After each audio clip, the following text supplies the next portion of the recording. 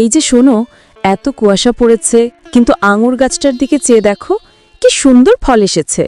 এবার শীতের পিঠেপুলি উৎসবে ফলের অভাব হবে না। হ্যাঁ দেখছি, কিন্তু সমস্যা হলো গাছটা তো বাড়ির মাঝখানে লাগানো। এখন এই ফলগুলো আমরা কিভাবে ভাগ করব তাই ভাবছি। কেন ভাগাভাগি কেন হবে না? গাছটা তো আমাদের দুজনের জায়গার মধ্যিখানে আছে, ন্যায্য অংশ তো আমাদেরও প্রাপ্য। ন্যায্য অংশ? তুমি কি বলতে চাইছো যে অর্ধেক ফল আমাদের দিকে দিতে হবে? গত বছরও তো কম নিয়েছিলে, এবার কি আরও বেশি চাইছো? গত বছর যা হয়েছে তা আর টেনে এনো না। এবার ফলন অনেক বেশি, তাই অর্ধেক ভাগ আমাদের চাই। তাছাড়া আমি তো গাছটার বেশি যত্ন করি। তুমি যত্ন করো, আমি প্রতিদিন সকালে জল দিই, সেটা ভুলে গেলে? তোমার এই অতিরিক্ত অংশ চাওয়ার কথা বড় ভাই আর বড় বউ শুনলে কি ভাববেন? তারা কি ভাববেন সেটা তাদের ব্যাপার, আমাদের ভাগের ব্যাপারে তো আমরাই ঠিক করব। তুমি বরং বড় বউয়ের কাছে যাও, তার সাথে একবার কথা বলে নাও। কেন যাব? তুমি এত জেদ করছো, তুমিই যাও। আমার তো মনে হয় ঝগড়া না করে সবার সাথে বসে একটা সমাধান করা উচিত। আমার জেদ নয়, এটা আমার অধিকারের কথা। ঠিক আছে, আমিই যাচ্ছি বড় বউয়ের কাছে, তুমিও এসো, দুজনের কথা শুনে একটা ব্যবস্থা হোক। ঠিক আছে, চলো, কিন্তু শান্ত হয়ে কথা বলবে, যাতে বিষয়টা আর জটিল না হয়ে যায়। এই শীতকালে অশান্তি করতে আমার একদম ইচ্ছে নেই। অশান্তি আমি চাই না, শুধু আমাদের ন্যায্য পাওনাটা বুঝে নিতে চাই। চলো, বেশি দেরি করো না, নইলে বড় বউ অন্য কাজে ব্যস্ত হয়ে যাবেন। চলো দেখি তারা কি বলেন, আশা করি তার অন্তত একটা ভালো সমাধান দিতে পারবেন। ওইদিকে ছোট বউ আর ছোট ভাই মিলে আঙ্গুর গাছ নিয়ে কি সব আলোচনা করছে শুনলে? আমার তো মনে হচ্ছে তারা ফল ভাগ করতে চাইছেন। হ্যাঁ, শুনেছি। তাদের কথাবার্তা শুনে মনে হচ্ছে এবার একটা গোলমাল বাঁধতে পারে। এই সামান্য আঙ্গুর নিয়ে এত চিন্তা করার কি আছে? সামান্য নয় গো, ফলগুলো দেখতে কি লোভনীয় হয়েছে, আর এই বছর শীতটাও বেশ জাঁকিয়ে পড়েছে। ফলগুলো যেন আরও মিষ্টি হয়েছে। ঠিক আছে, মিষ্টি হোক, কিন্তু ছোট বউ তো খুব জেদ ধরছে। আমার মনে হয় এবার আমরা চুপচাপ থাকব না, আমাদেরও তো একটা অংশ প্রাপ্য। অবশ্যই প্রাপ্য। গতবারও তো আমরা বেশি কিছু বলিনি, কিন্তু এবার দেখছি ছোট বউ অর্ধেকটারও বেশি ফল দাবি করছে। সেটা হতে পারে না। ঠিক বলেছ, আমিও ভাবছি এবার আর ছাড় দেওয়া যাবে না। আমরাও নিজেদের অধিকারের কথা তুলে ধরব। তুমি বরং ছোট বউকে ডেকে নাও। ডাকার আর দরকার নেই, তারা নিজেরাই হয়তো এক্ষুনি চলে আসবে।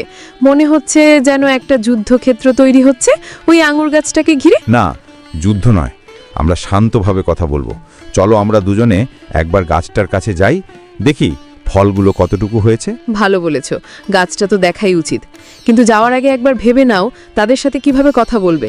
এই শীতে মেজাজ খারাপ করা ঠিক হবে না। চিন্তা করো না, আমি সব সামলে নেব।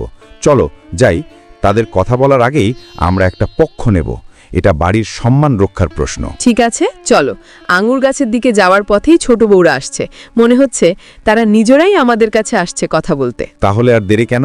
চলো সরাসরি গাছটার নিচে গিয়েই কথা বলি, সেখানেই সবার মুখোমুখি হওয়া যাক। কি গো, তোমরাও দেখছি শেষমেশ ফলের লোভে এখানে চলে এলে? শুধু ভাগ নেওয়ার সময় সবার এত আগ্রহ বাড়ে? লোভে কেন আসবো? গাছটা কি শুধু তোমার একার? এইবারের সবাই ফলের অংশীদার। তোমারই একার করার ভাবনাটা আগে ছাড়ো। আমার একার ভাবনা নয়, এটা অধিকারের কথা। এই শীতের দিনে জল আমি দিই, সার আমি দিই, আর ফলন ভালো হলে তোমাদের মাথা ব্যথা শুরু হয়। তুমি সার দাও আর আমরা কিছুই করি না। গাছটার দেখভাল কি শুধু তোমার একার দায়িত্ব? এভাবে অতিরিক্ত ফল দাবি করার কোনো মানে হয় না। মানে হয় না? তোমরা তো গতবারও কম ফল নিয়েছিলে, এবারও সেই রকম কিছু একটা দিতে চাইছো, তাই না? আমি এবার পুরো অর্ধেকটা চাই। পুরো অর্ধেক? তুমি কি আমাদের বঞ্চিত করতে চাইছো? এই গাছটা তো বাড়ির মাঝখানে লাগানো, এটা কি শুধু তোমার সম্পত্তির অংশ?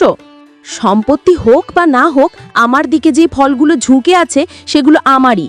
তোমার উচিত ছিল গাছটা তোমার দিকে সরিয়ে লাগানো। কি বাজে কথা বলছো? তোমার দেখছি কথা বলার কোনো শালীনতাই নেই। সামান্য আঙুর নিয়ে তুমি এভাবে ঝগড়া করছো।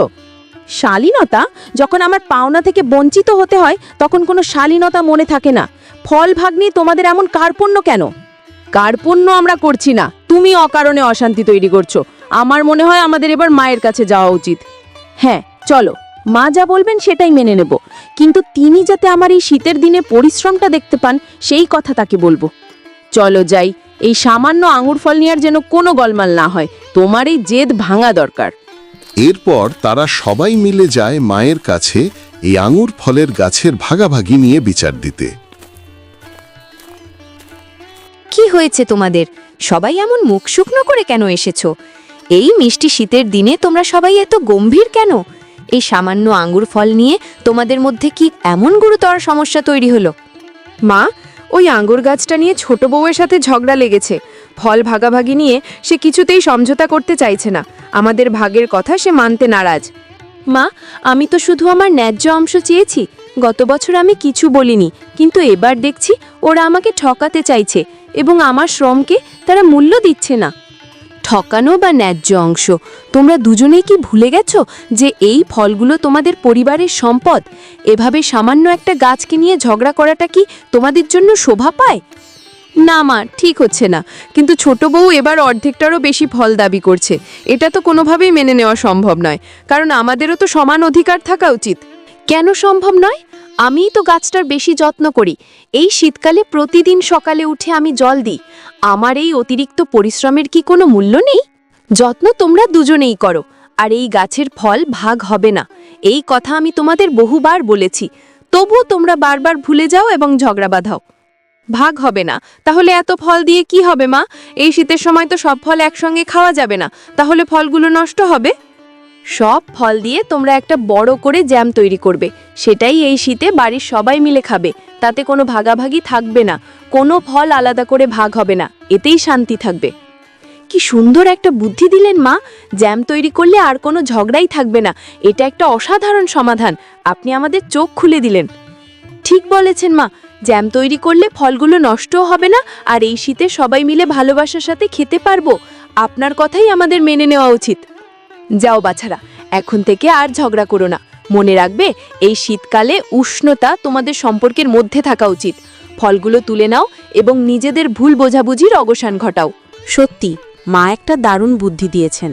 জ্যাম তৈরি করলে সবাই মিলে খেতে পারবো এবং এই সামান্য জিনিস নিয়ে আর কোনো ঝামেলা তৈরি হবে না।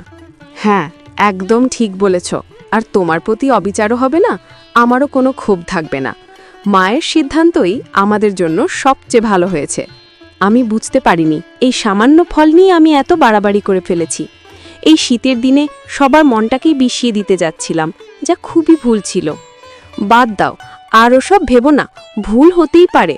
চলো এখন ফলগুলো সাবধানে তুলি, একটাও যেন নষ্ট না হয়, কারণ এগুলো আমাদের সবার সম্পত্তি। আচ্ছা দিদি, ফলজোলা শেষ হলে আমরা দুজনে মিলে কালকেই জ্যামটা তৈরি করতে বসবো, কেমন? তোমার সাহায্য ছাড়া আমার কাজটা অসম্পূর্ণ থেকে যাবে। নিশ্চয়ই, তুমি যেমন সুন্দর করে জ্যাম তৈরি করো তেমন আর কেউ পারে না।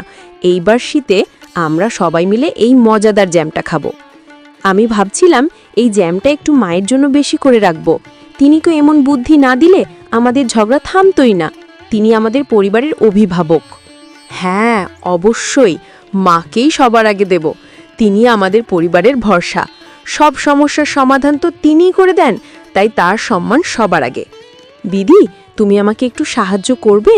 এই থোকাটা অনেক উঁচুতে, আমার হাত যাচ্ছে না। তুমি ধরলে আমি সহজেই সেটা তুলতে পারবো। এই নাও ধরো, আমি ধরে দিচ্ছি। আমরা যদি মিলেমিশে কাজ করি তবে সব কাজই সহজ হয়ে যায় এবং এতে আমাদের সম্পর্কেও ভালো থাকবে।